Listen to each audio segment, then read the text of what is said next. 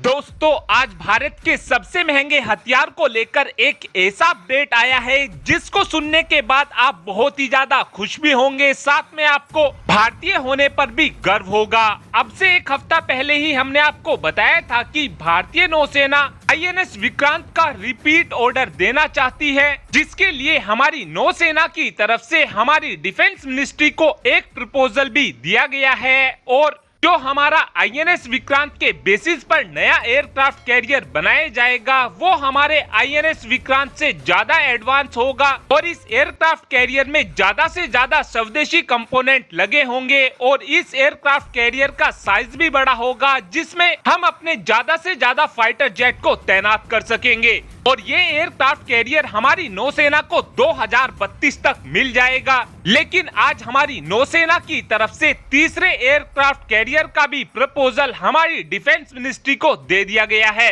हमारी नौसेना का कहना है कि अब हमको तीसरे एयरक्राफ्ट कैरियर यानी कि INS विशाल की भी जल्द ही जरूरत पड़ने वाली है। INS विशाल की मदद से हम अपने INS विक्रमादित्य को रिप्लेस करने वाले हैं। हमारा INS विशाल 65,000 टन डिस्प्लेसमेंट वाला एयरक्राफ्ट कैरियर होने वाला है और इस एयरक्राफ्ट कैरियर में EMALS टेक्नोलॉजी का इस्तेमाल भी किया जाएगा। इस एयरक्राफ्ट कैरियर को लेने से पहले हमारी नौसेना की तरफ से कहा गया है कि जो हमारा INS विक्रमादित्य है उसको हमने 2013 में अपनी सेना में शामिल किया था। जब इस एयरक्राफ्ट कैरियर को लिया गया था उस समय इस एयरक्राफ्ट कैरियर की लाइफ केवल 25 साल ही रह गई थी और इस एयरक्राफ्ट कैरियर के 25 सालों में से 10 साल तो पूरे हो भी चुके हैं और आने वाले 15 साल के अंदर अंदर हम अपने INS विक्रमादित्य को रिप्लेस कर INS विशाल को सेना में शामिल करना चाहते हैं।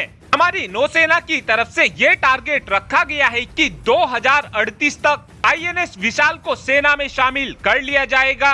इसके बाद हमारी नौसेना के पास तीनों ही एयरक्राफ्ट कैरियर स्वदेशी तौर पर बने हुए होंगे और जो हमारा INS विशाल होने वाला है इसमें EMALS टेक्नोलॉजी का इस्तेमाल किया जाएगा, यानी कि इलेक्ट्रोमैग्नेटिक एयरक्राफ्ट लॉन्च सिस्टम। और अब इस EMALS टेक्नोलॉजी को भारत ने कई कंपनियों के साथ मिलकर बनाना शुरू कर दिया है।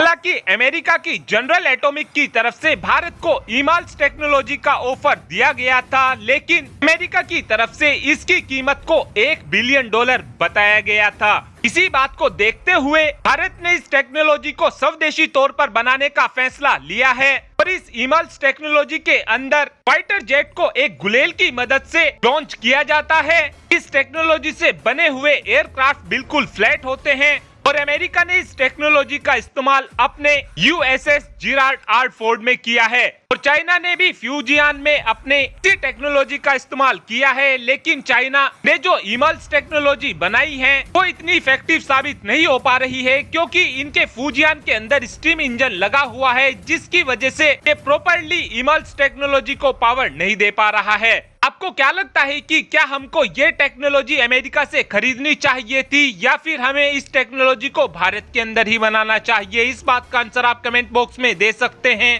Thanks for watching this video. Have a good day.